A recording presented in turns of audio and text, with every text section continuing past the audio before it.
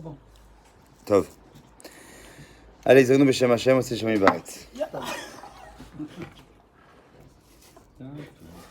Bon, alors Bekitsour, c'est un sujet qui est rapporté bien évidemment sur la paracha et qui demande une attention assez particulière puisque c'est un sujet assez c'est toujours un sujet brûlant quand on parle en général du couple de toute façon. Et on va y voir, on va dire les facettes, on va dire primordiales quelque part, ce qu'on appelle en général le couple, le choix de son partenaire ou de sa partenaire quelque part. Est-ce que c'est quelque chose qui vient Mina Shamaïm? Et quoi de mieux d'en parler d'ailleurs dans une paracha dans laquelle essentiellement on est amené à parler de la première rencontre entre un homme et une femme, puisque c'est dans cette paracha dans laquelle on va parler de Yitzhak et de Rivka.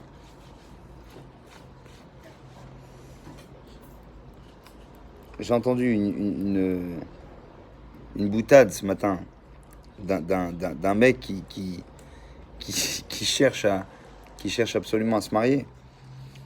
Il rencontre une fille, 2, 3, 10, 20, et il n'en peut plus. À chaque fois qu'il trouve une fille, il l'amène chez sa mère. Elle lui dit non, celle-là elle est pas bien, celle-là elle est pas belle, celle-là elle ne sait pas cuisiner, celle-là elle a un sale caractère.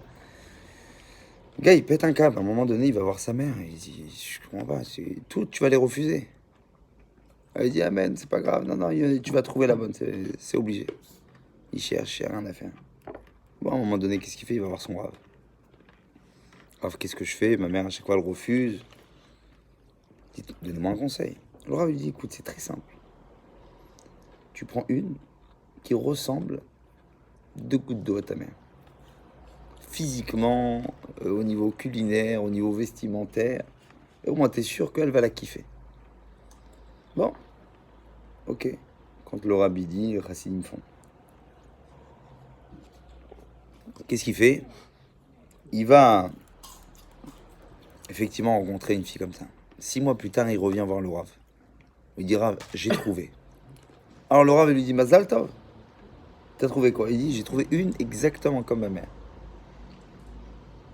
Elle a la même tête, la même façon de parler, la même façon de cuisiner, la même tenue vestimentaire. Il dit, très bien, alors c'est quoi le problème? Il dit, le problème maintenant, c'est que c'est mon père qui peut pas se la piffrer.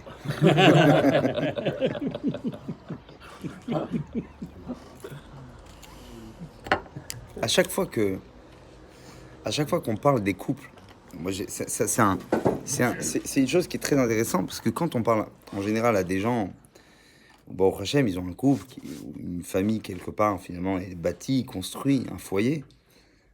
Et les gens, ils ont tous leur histoire Mina Shamaïm. Chacun, quand tu lui parles de... Et toi, comment tu l'as rencontré? Comment vous êtes mariés? Comment vous êtes trouvés? Chacun, il dit, ah, moi, c'était vraiment... franchement, je m'y attendais pas et ça s'est passé de cette manière. Il y a un mot qui revient à chaque fois. Le mot Mina Shamaïm, quelque part. Et j'ai envie, Bémet, d'essayer de comprendre. Est-ce qu'on peut essayer de dire que, véritablement, le couple, il est Mina Shamaïm? Mais on va rentrer dans un certain nombre de problèmes. D'abord, le premier d'entre celui-ci, c'est que si, quand je me marie, ça a été décidé Mina Shamaïm, à ce moment-là, pourquoi certaines personnes divorcent? D'accord? Donc, c'est-à-dire qu'il y a une possibilité où ça serait pas Mina Shamaïm, à moins que ça aussi soit Mina Shamaïm. C'est ce qu'on va essayer de voir. Le problème d'une personne qui, chas v'chalila, aurait perdu même son épouse, ou inversement, une femme qui perdrait son mari, qui va devoir rebâtir un foyer. Alors, comment on va expliquer le Mina Shamaïm ici? Alors, pour toutes ces questions, en fait, il faut en revenir à, quelque part, j'ai envie de dire, d'abord aux références. Les références. Qu'est-ce que la Gemara dit dessus? Alors, la Gemara référentielle des couples, c'est une Gemara qui est connue, qui débute dans le traité de Sota. Au début de Sota, la Gemara dit Arbaim Yom Kodem Yetzirat Avlad. 40 jours avant Yetzirat Avlad, avant que l'enfant soit formé, donc dès lors que les parents ont conçu l'enfant, à partir de ce moment-là, dit le Talmud, Bat Kol Yotzet Ve'omeret, une voix retentit dans les cieux pour de dire Bat Ploni li Ploni. une telle est destinée à un tel. Et pas que ça d'ailleurs. Baït ploni li ploni. Telle maison pour telle personne. Sadé ploni li ploni. Tel champ pour telle personne. C'est-à-dire que tout est décidé au moment de la conception d'un homme. Donc clairement, la Gemara aussi dans Moed Katan, elle dit d'où tu sais que le couple il est Mina Shamaim, d'où on sait que ça vient vraiment Xera de Hakadosh Baruch Hu. Il dit parce que Mina Torah, Mina Nevim ou Mina Ketuvim. La Gemara dit j'ai 3 preuves. D'abord de la Torah parce qu'il est marqué Kime Hashem Isha Leish, car de Dieu a trouvé la femme pour son homme. Ensuite, d'où on sait ça parce qu'il y a marqué dans la paracha de cette semaine, il y a marqué au sujet de Lavan et Bethuel, ils ont dit mais Hashem Yatsa Davar. Lavan et Bethuel, quand ils vont donner Rivka à Eliezer qui était à la quête de trouver un shidour pour Yitzhak, eux-mêmes ils disent mais Hashem Yatsa Davar, c'est marqué dans la Torah. Nevi'im, les prophètes, c'est marqué aussi au sujet de Samson. Shimshon, c'est marqué Ve'avi ve'imo lo yadu ki me Hashemi, que eux ne savaient pas qu'en fait cette femme-là lui était destinée de qui? De Dieu. Et enfin, dit aussi la Gemara, Mina Ketuvim, les hagiographes. C'est marqué aussi dans les écrits comment? Bahid veon nachalat avon ume Hashem isha maskelet, que de Dieu vient justement la femme qui lui sera convenablement retranscrite et retransmise tout simplement dans le couple pour une personne qui la recherche. Donc le Talmud, si on veut, il n'a pas de question. La Gemara pour elle c'est évident. La personne avec qui tu te maries, c'est une personne qui a été Nixar Mina Shamaim. C'est un décret du ciel. Alors après, les questions qu'on a posées tout à l'heure, c'est vrai. Mais quelque part, ce qu'il faut essayer de comprendre, et même le Rabbi Tzadok HaKohen de Lublin, lui, il dit que, quelque part, hein, c'est pas que la femme qui est destinée. C'est même le business d'un homme. Ça parle à ça. Elle est destinée Mina Shamaim. Son couple, ses enfants. C'est-à-dire que tout est Mina Shamaim. Comme ça, il disait Rabbi Tzadok HaKohen de Lublin. Alors, ce qui est intéressant maintenant, c'est de comprendre, avec une autre Gemara, pour essayer de corroborer cette histoire. Et vous allez comprendre pourquoi je vais parler d'abord de cette Gemara. Parce que cette Gemara, elle est en rapport avec notre paracha, nous. On s'aperçoit que Avraham Avinu, il veut absolument trouver un shidour pour son fils Yitzhak. C'est la première fois où la Torah parle du mariage avec une conception shidourique, une sorte de thématique où il y a une rencontre qui doit être faite, où l'homme va devoir aller à la recherche de son épouse. Je vais commencer par d'abord une Gemara qui se trouve dans Moed Katan. La Gemara dit là-bas une halacha. En mervin simcha besimcha. La Gemara dans Moed Katan parle de Chol HaMoed. Et elle dit, durant les fêtes, tu n'as pas le droit de faire une autre joie que la joie pour laquelle tu te trouves à l'instant T. C'est-à-dire, si tu te trouves dans la fête de Sukkot, tu ne dois fêter uniquement et que la fête de Sukkot. Pareil pour Pessah, pareil pour Shavuot. On ne doit fêter normalement que Vesamarta Bechagecha Ve'aita Ach Sameach. La seule simcha qu'on a le droit est la simcha qui nous a été quelque part ordonnée, celle de la fête. De là vient une halakha de la Gemara qui dit En marvin simcha besimcha. Tu n'as pas le droit de mélanger une joie avec une autre joie. Je voudrais faire une fête, ok, pour la coupe de cheveux, une séouda de. On te dit attends, laisse la fête passer et fais après. La Gemara dit à l'exception d'une chose. Si c'est un fiançailles et que tu dois désormais faire un fiançailles, mettre la bague à la fille, afin de pouvoir déjà convenir et conclure et réserver quelque part une sorte de mariage, là la Gemara dit là t'as le droit. Et là la Gemara dit une raison qui est complètement folle. Elle dit la raison pour laquelle tu peux désormais bloquer une date même pendant la fête, alors que normalement on ne mélange pas les joies, c'est parce que là il y a un caractère d'urgence. Pourquoi? Schéma, exactement. Schéma et kademenu acher. De peur qu'un autre vienne et te la prenne. Et là, vous avez compris que ça remet tout ce qu'on a dit en cause. Juste avant la Gemara dans Maseret Sota, Maseret Moed Katan, Rav Tzadok HaKohen de Lublin, qu'est-ce qu'il nous disait que tout vient Mina Shamaim? D'un autre côté, la Gemara dit, pour un fiançailles, tu as le droit pendant la fête de faire malgré tout un fiançailles. Pourquoi? Parce que sait-on jamais, peut-être qu'une personne pourrait te la piquer. Attends, mais si c'est Mina Shamaim, c'est quoi le problème? Vous avez compris?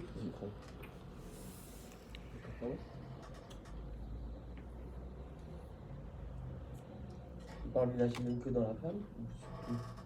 Non, il parle du Shamaim de la femme, de la parnassa, de la maison dans laquelle tu vas habiter, et ainsi de suite. Ouais, mais ça dépend dans quel contexte. Non, non, Le c'est- Hachem, c'est- tout ce qu'on fait. Exactement. Voilà. Mais c'est-à-dire que même les choix les plus opportuns et importants de la vie, quelque part, se doivent d'être conduits absolument par une sorte de décret divin. Et là, effectivement, dans ce cas-là, on en revient finalement à une difficulté qui est la suivante.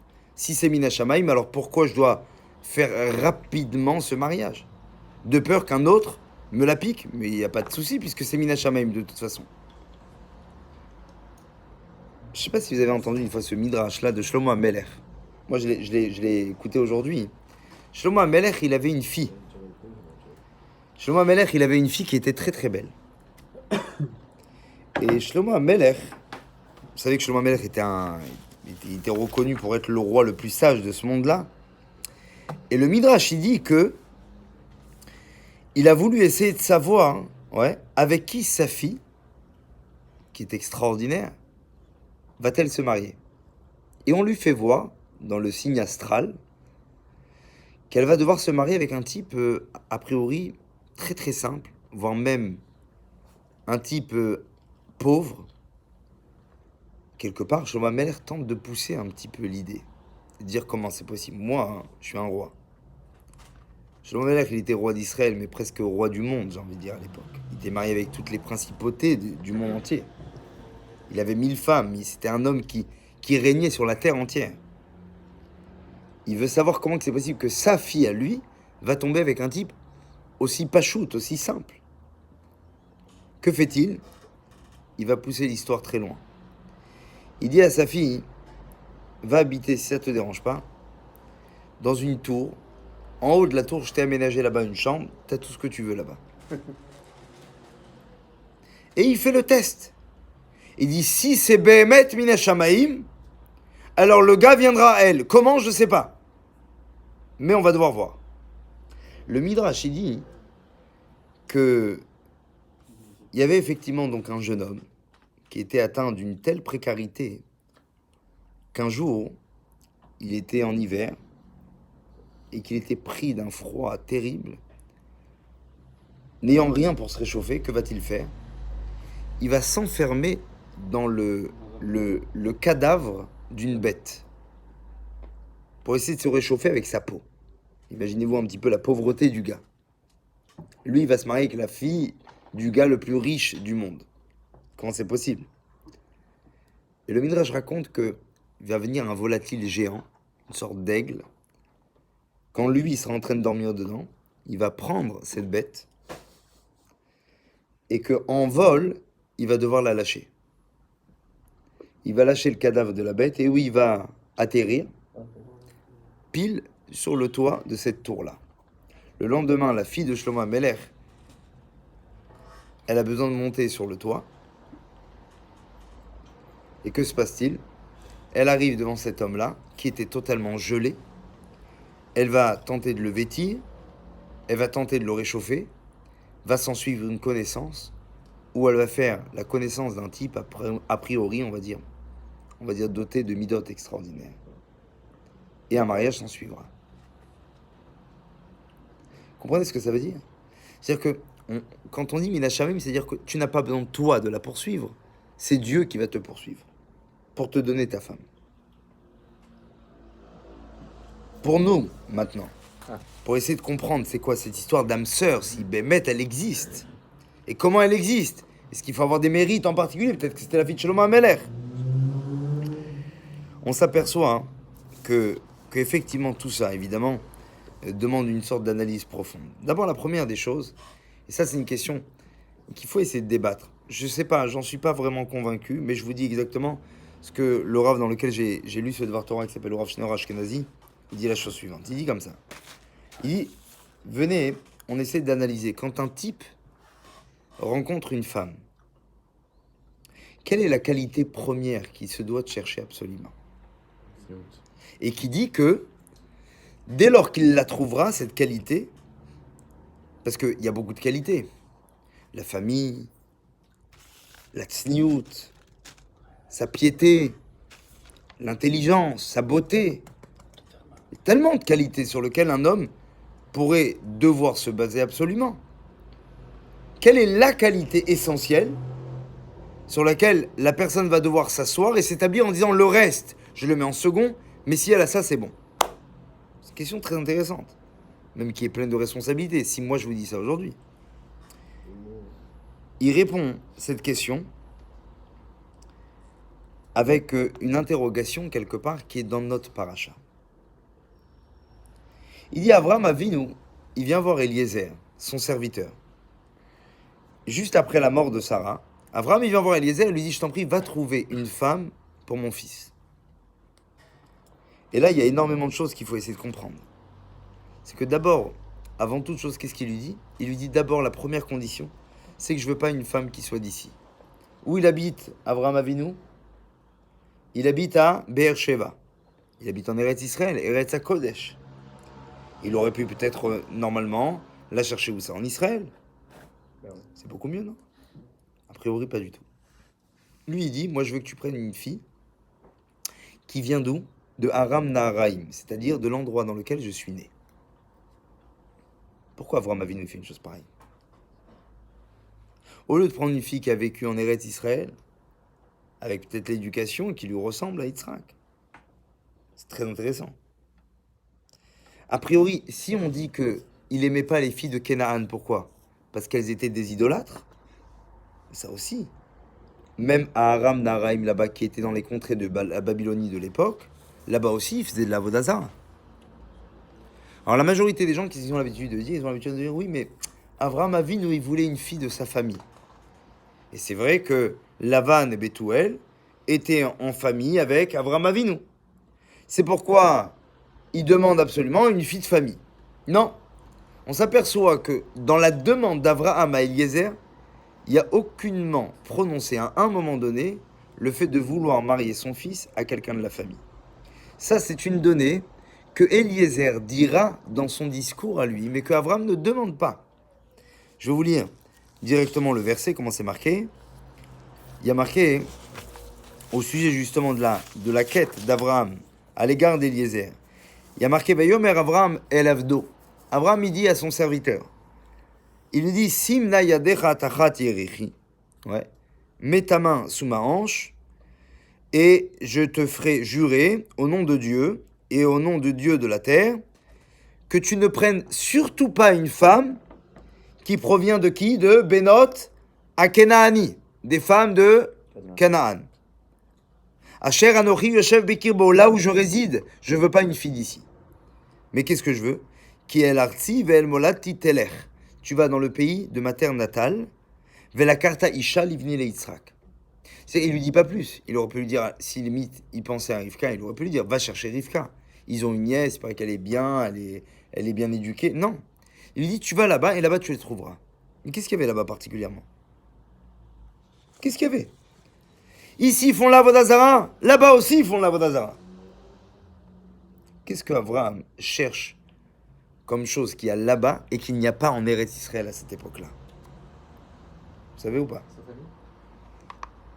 Non, puisque justement la famille, c'est Eliezer qui le dira. Pourquoi penser à une femme comme Sarah, la femme d'Abraham? Peut-être qu'il cherchait une femme pour son fils comme sa mère. Très bien, mais alors pourquoi la chercher à ce moment-là dans une frontière qui était éloignée? Va la trouver ici.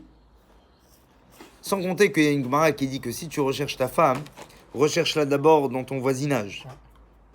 Et si elle n'est pas dans ton voisinage, tu la cherches dans ta rue. Si elle n'est pas dans ta rue, tu la cherches dans ta ville. Avraham, il est convaincu d'une chose, c'est que la femme de Yitzhak, elle ne réside pas en terre d'Israël, elle réside où? À Bavel, à Aram Naharaim. Pourquoi? Pourtant là-bas, elles ne sont pas plus pieuses non plus. Elles font aussi de la vodazara. Il y avait des bonnes idiotes. Alors écoute bien ce qu'il dit.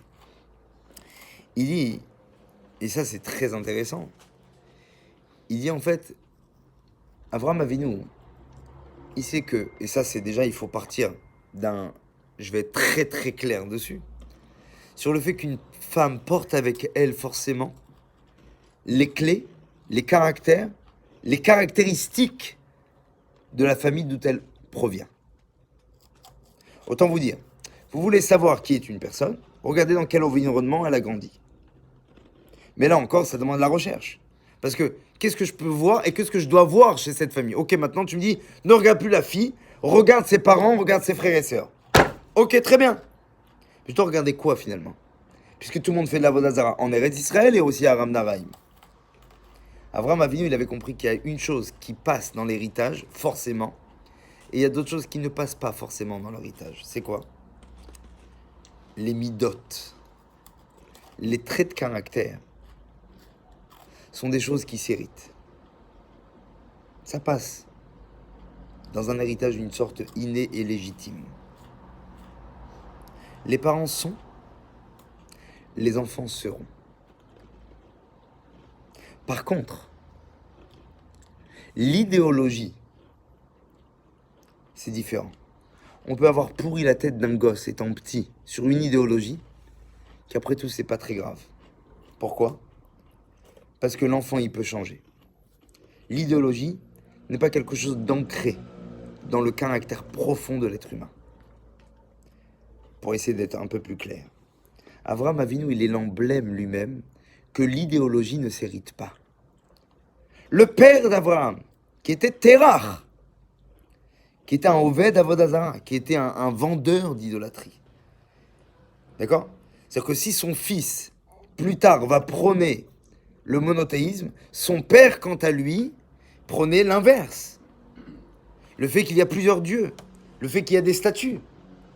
Et pourtant, Avraham n'a pas hérité de son père. Pourquoi? Parce qu'Avraham avait compris que ce qui compte dans une famille, ce n'est pas tant, quelque part, l'idéologie, mais c'est surtout les traits de caractère dans lesquels il vivra, où il va banaliser quelque part les sensibilités de ces humains.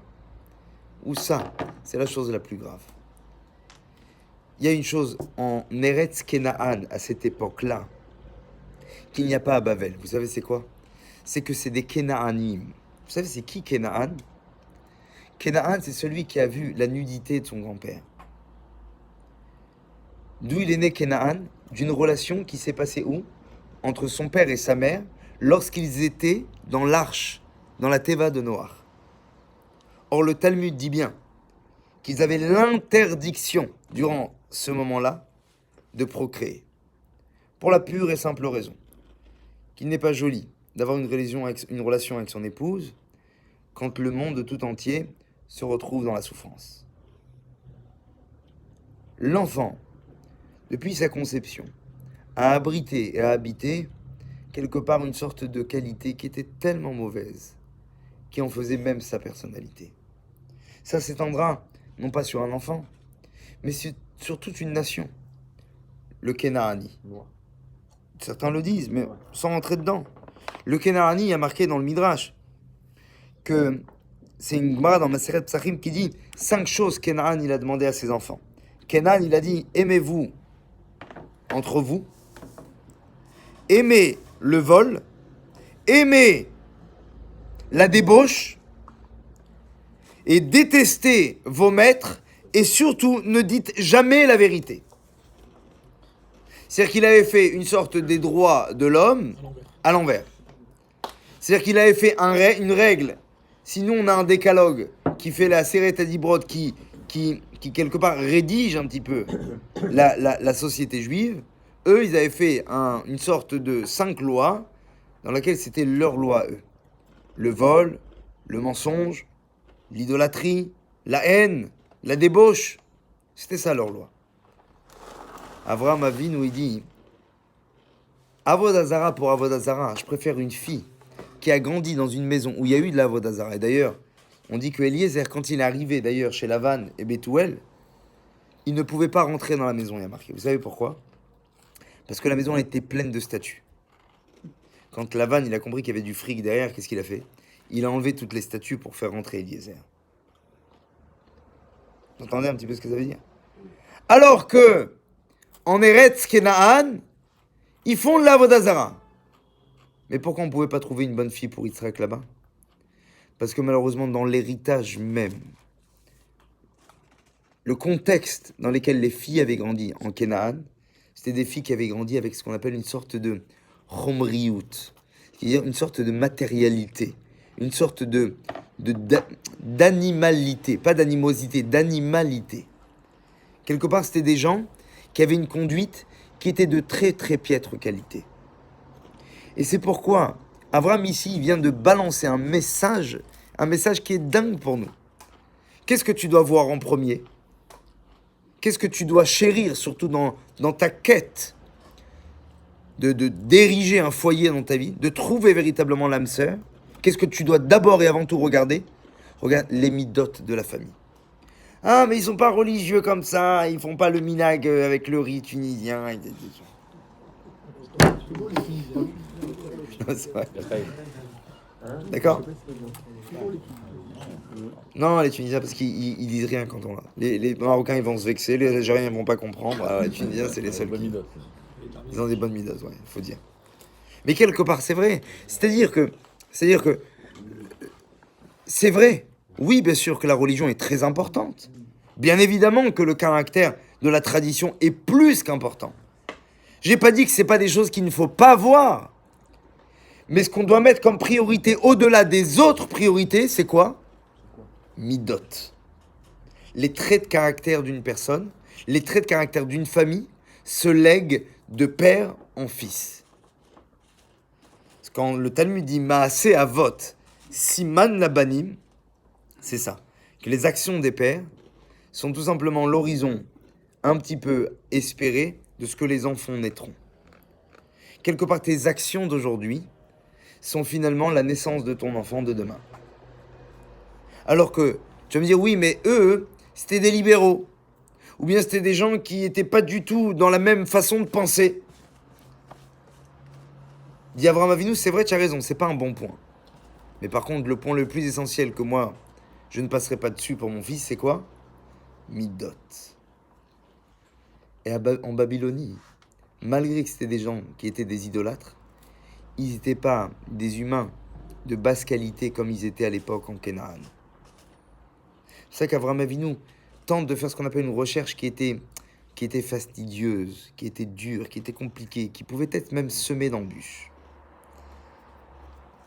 Alors maintenant, on va comprendre une autre chose.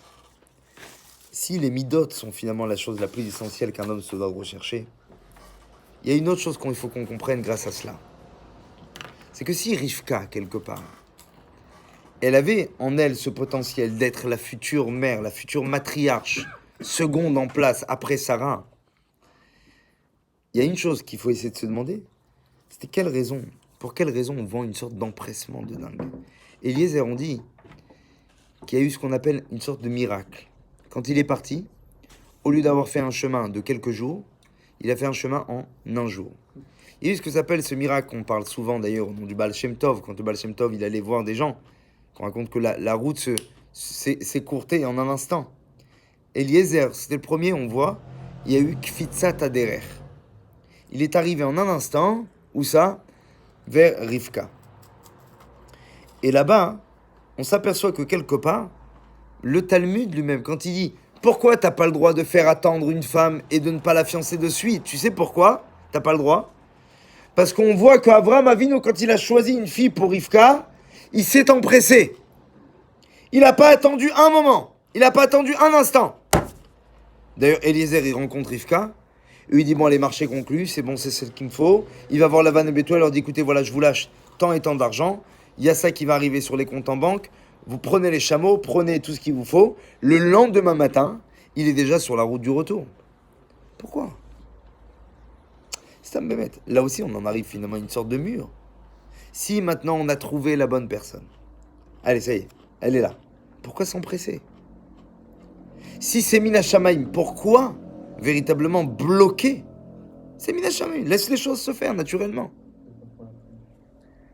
Ah ouais, alors, mais pourquoi de peur qu'on la prenne? Depuis quand?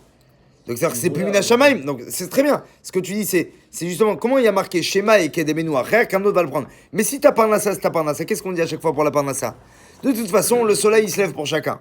Ce qui veut dire, qu'importe à quelle heure tu vas te lever, ta Parnassa, tu vas la gagner. Ben, apparemment non. Puisqu'on est en train de te dire que si maintenant tu travailles pas, tu essayes pas de bloquer la date avec la personne que tu as trouvée, tu risques de te la faire piquer. Comment? Alors pourquoi? Comment que c'est possible une chose pareille? Il y a une autre chose qui est très surprenante. Quel âge avait Rivka quand Eliezer il vient la trouver? Jeune, hein? 3 ans. Elle avait 3 ans. Même là, c'est complètement fou. Hein, Patrick? C'est-à-dire que Rivka avait 3 ans au moment où Avraham Avinu, si Avraham Avinu il pensait à Rivka, on aurait dit, bon attends, 3 ans, 2 minutes, je t'en prie, laisse-la grandir. Laisse-la au moins apprendre le Aleph Bet Gimel. Essaye qu'elle soit un peu... Et je rappelle, à part ça, les gars, que Yitzhak, quel âge a-t-il? Il a quel âge? Non. Non, 37. Non. 37, c'est le moment où il l'a Keda. Au moment où Avraham Avinu, il repart avec son fils Yitzhak, 43. qu'est-ce qu'il y a? On dit qu'à ce moment-là, Akadosh Baruch Hu, il a fait naître qui à ce moment-là, Akadosh Baruch Hu? Il a fait naître Rivka. Au moment de la sortie de la Hakeda. C'est-à-dire qu'en fait, Avraham Avinu, il a quel âge? Il a 40 piges. Quand il rencontre sa femme, qui a quel âge, elle? 3 ans. Qu'est-ce que ça veut dire, ce midrash?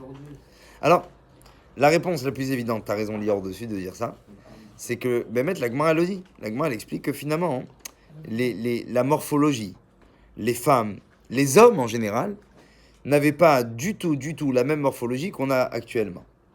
Et ça, on s'est aperçu avec la science aujourd'hui qu'au gré des années, au gré du temps, l'homme, effectivement, et ses capacités ont changé. Ne serait-ce que par les années dont il peut vivre, mais aussi notamment par la densité de ces années, que peut-il faire durant ce temps-là. Donc, apparemment, oui. C'est-à-dire qu'apparemment, on peut essayer de supposer que Rivka, en fait, elle avait l'attitude d'une jeune fille adulte d'aujourd'hui. D'ailleurs, la Torah, elle l'appelle comment? Elle l'appelle Nehara, jeune fille. Elle l'appelle pas Ketana. D'accord? Mais ce qui est assez épatant, c'est qu'à partir de quel âge on a le droit de marier une fille dans la Torah? À partir de 3 ans. 3 ans, les parents peuvent décider de la marier. Ok? Alors je vous dis, oui, bien sûr, c'est un concept qui est autre. Chas v'chalila, qu'on parle surtout pas de sorte de viol d'enfant ou d'une chose. On n'est pas du tout dans ce trip-là. On a compris qu'on ne parle pas de ça. On parle d'une époque où même les corps, quelque part, ont totalement changé. Mais il y a bien une chose qui est sûre et certaine, c'est que c'est à partir de 3 ans qu'une jeune fille ou qu'une petite fille aujourd'hui pourrait être quelque part, potentiellement, je dis bien, faites gaffe, faites attention à ce que je dis, ok, potentiellement, et on va dire dans la thématique d'un mariage futur. Et là, on s'aperçoit que Avraham Avinu, il prévoit le coup, quand c'est son anniversaire à Rivka, qu'il y ait déjà quelqu'un qui vienne la chercher vite pour se marier avec Yitzhak. Pourquoi tu t'empresses?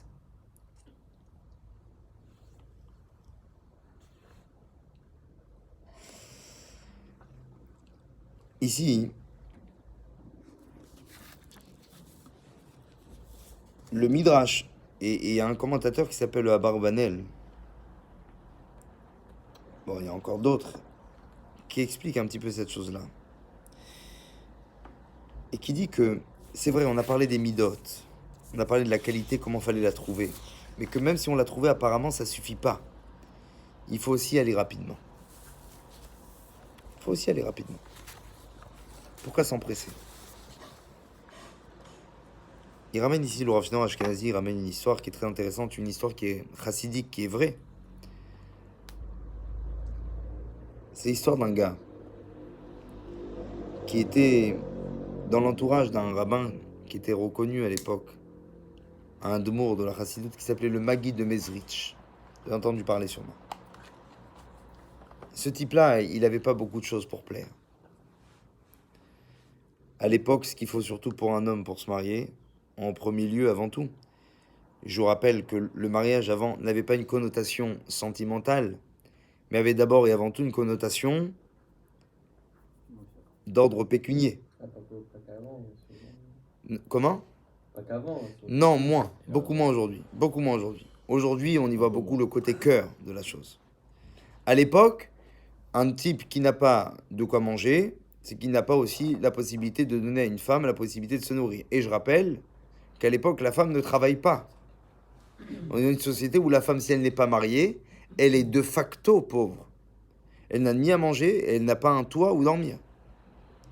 Donc c'est-à-dire que la recherche essentielle chez un homme, c'est quoi? C'est sa capacité à lui fournir un toit et à lui fournir une alimentation saine et sereine durant tous ses jours. Donc un type qui n'a pas d'argent, c'est un type qui part avec de très très grandes difficultés pour trouver déjà son âme sœur. Et il y avait un Bachor Yeshiva comme ça. Il avait vraiment rien. Rien du tout. Que s'est-il passé? Il est parti voir le Maguid de Mezrich. Il a dit, Rabbi, comment je fais? Comment je vais trouver? Ça fait des années que je cherche. Faites-moi une bracha, s'il vous plaît. Le Rabbi lui fait une bracha et regardez ce qu'il lui dit. Le Rabbi lui dit, le Maguid de Mezrich, il lui dit comme ça. Il lui dit bien, la première avec qui il va y avoir une ouverture, tu te maries avec elle. Tu dis surtout pas non. Même pas tu cherches. Famille, pas famille, physique, pas physique, sentiment, pas sentiment, Torah, tzniut. Haine. La première, c'est la bonne. Il dit quoi, mais je... Rien, tu cherches pas. Tov. Quand le Rabbi dit, les chassidim font. Il s'en va et il va où? Il arrive au marché. Quand il arrive au marché là-bas, il voit tous les, si vous voulez un petit peu à l'époque, les artisans qui avaient fini leur journée. Ils déposaient leur calèche et ils allaient où? Ils allaient au bar. Ils allaient boire un petit verre de schnapps dans le froid hivernal d'Europe de l'Est de l'époque. Et là-bas, un type là-bas qui était un petit peu, j'ai envie de dire mal attentionné, mais pas forcément. Il a vu la fille du bar qui était en train de servir. Et il s'est dit, tiens, j'ai envie de me faire une soirée, une grosse ambiance ce soir. On va s'ambiancer. Qu'est-ce qu'il lui dit? Et lui dit, dis-moi, est-ce que ça t'intéresse de vendre de la vodka ou pas? Alors elle lui répond, bien évidemment. Ah ouais, d'ailleurs. Tu veux vendre à flot ce soir? Alors elle lui dit, ouais, bien sûr, ouais, grave. Comment vous voulez que je fasse? Et il dit, j'ai un marché à te proposer. Tu vois le garçon qui est là-bas, il y avait le Bachor Yeshiva, il était là-bas. Il est en train de se réchauffer les mains. Et il dit, tu te maries avec lui ce soir, je te le présente, vous vous présentez. Vous vous mariez ce soir, on fait Haïda. Maintenant, il va y avoir tellement d'ambiance.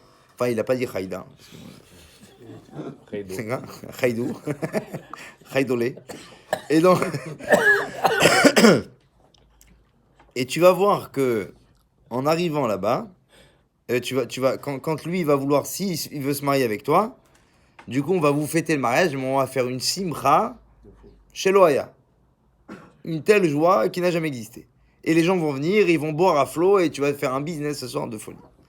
Bon, la fille n'était pas, apparemment, là, elle aussi très... Elle dit, ok. Il va voir le gars, le Bachor Yeshiva, il dit, dis-moi, regarde, la fille, elle est intéressée par toi. Il la regarde, il dit, qui? Il dit, la fille au bar. Mais laisse tomber. Et là, il se rappelle, le Maguid de Mezrich. Il n'y a pas le choix.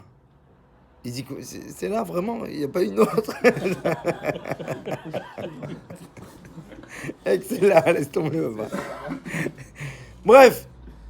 Il dit, ok. Du coup, les mecs, ils amènent Roupa, ils amènent, allez, vas-y, la guitare, et ils commencent, et voilà, et ça commence à boire, à chanter, à danser toute la nuit.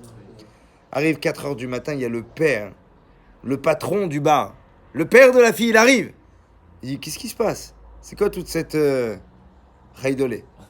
Alors, il lui dit, mais Mazal Tov, ta fille, elle s'est mariée. Ma fille? Avec qui? Bah avec ce gars, on l'a dit ce soir, voilà, on a fait un marché, machin. Il dit, quoi? Mais vous êtes des malades. Mais tout de suite, faites-la... Mais jamais de la vie, mais faites-la divorcer. Non, mais il n'y a rien du tout. Il va voir le gars, il sort un billet, il lui dit, allez, vas-y, je t'en prends ça, allez, rentre chez ta mère. Il dit, je peux pas, je suis marié avec votre fille. Il dit, allez, prends 100, là, si tu veux. Il dit, je peux pas, je suis marié avec elle, vous comprenez? J'ai pas le droit. J'ai pas le droit. Et là, le gars, il comprend qu'il va pas réussir avec 100 roubles. Il sort 1000 roubles. Il dit, c'est quoi, tu lâches ma fille ce soir, je te donne 1000 roubles. Il dit, je peux pas. J'ai pas le droit.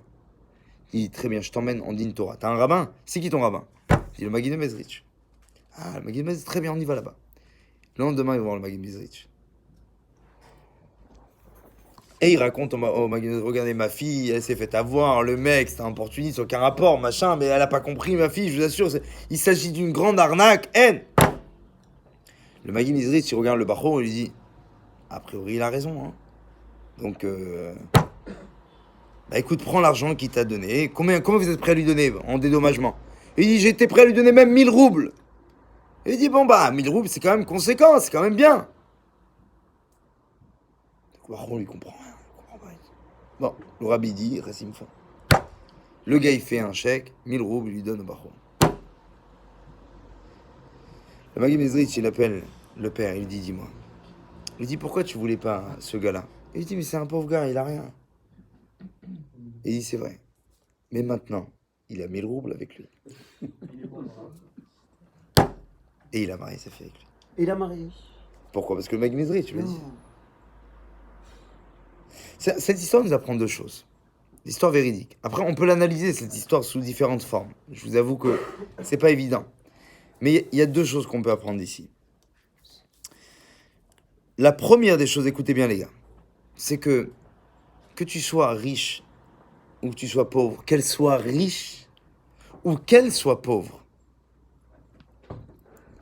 toi, tu as tes marches à vote, tu as tes pensées, tu as ta façon de voir les choses. Haine.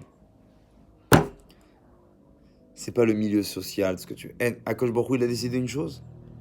Ce qu'Akadosh Baruch Hu, il a décidé, c'est ce qui peut... Et c'est ce qui doit arriver. Seulement. Et ça, c'est la deuxième chose que nous apprend cette histoire. C'est qu'il faut se donner quand même les moyens. Akadosh Baruch Hu, quand il dit quelque chose est min hashamaim, c'est pas je suis en train de me promener dans la rue, je fais rien du tout, et ça me tombe du ciel. Le min hashamaim demande que l'homme corrobore avec Dieu. Vous vous rappelez ce qu'on avait dit, ça fait 2 semaines, où il y a marqué Yom Hashishi vayichulu hashamaim ve'aretz vechol tsevaam. Et il y a marqué à la fin Asher bara Elokim la asot, que Akadosh Baruch Hu il a fait pour faire, mais pas pour faire. Hachem il a fait, ça y est, c'est fini. Pourquoi il y a marqué Asher bara Elokim la asot? C'est fini, la création n'a plus rien à faire, Dieu il a fini. La asot, parce que à l'humain de devoir corroborer, créer, s'associer. L'homme aussi doit s'associer avec Dieu dans sa création, dans ses choix, dans ses xérotes. C'est-à-dire que le min hashamaim, oui, mais c'est pas du tout cuit. L'homme doit quand même rechercher. Il y a ce qu'on appelle cette midat haishtadlut. Fais-toi un pas, Dieu il en fera 100 à ton égard. On parle quand même d'un bachor qui a accepté sans discuter, quoi qu'il arrive, ce que le Rav le lui avait dit.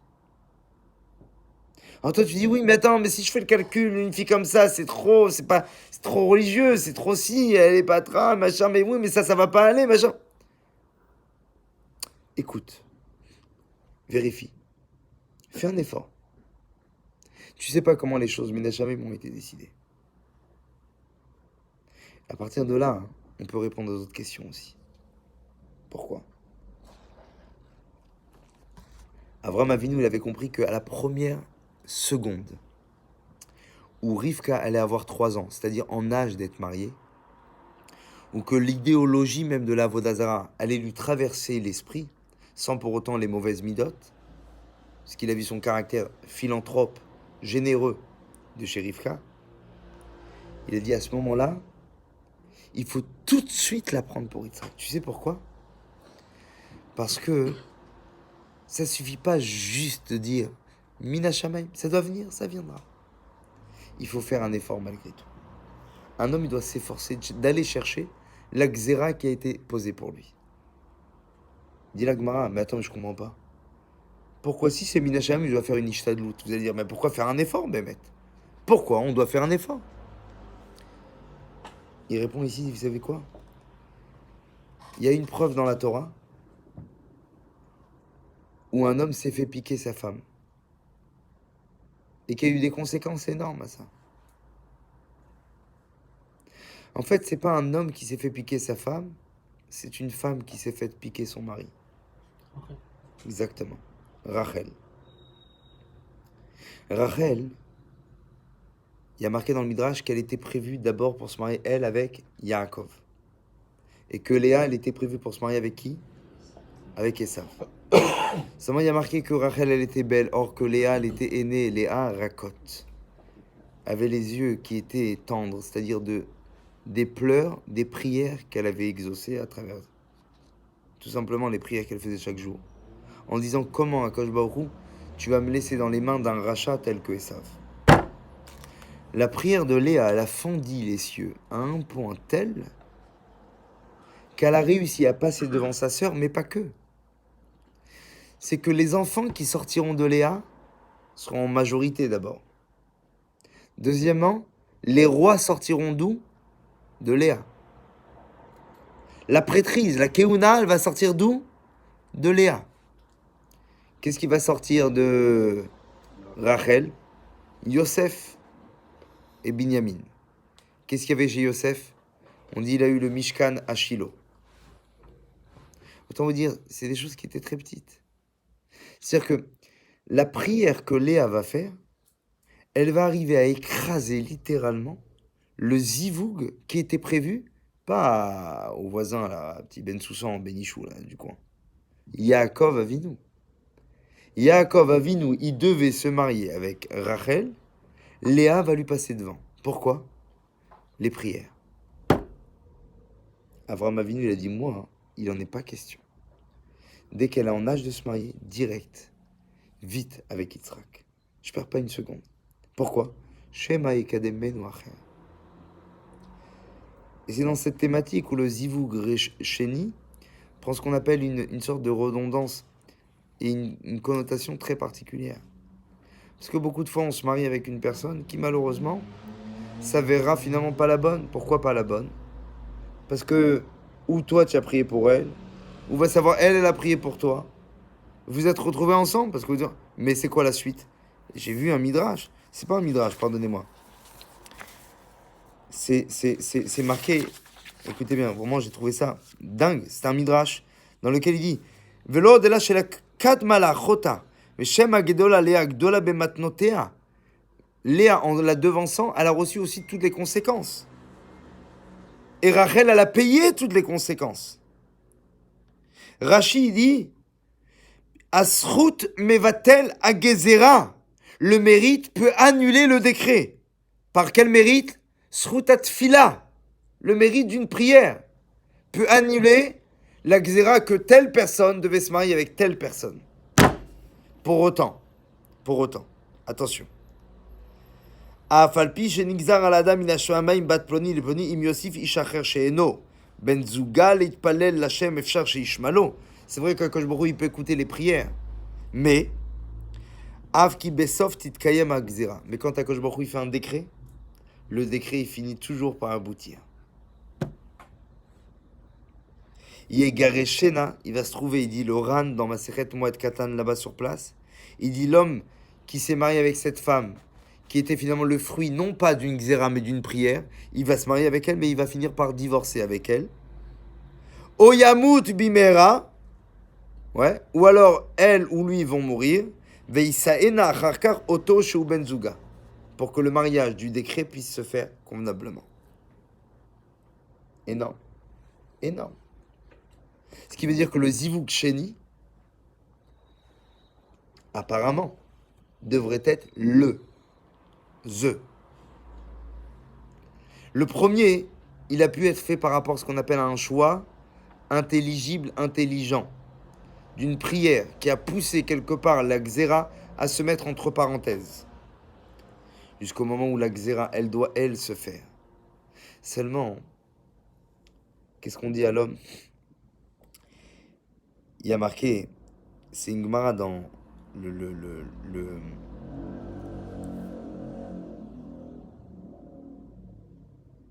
dans Maseret Sanhedrin, David Amelech, il devait se marier au départ avec qui? Avec Bathsheba.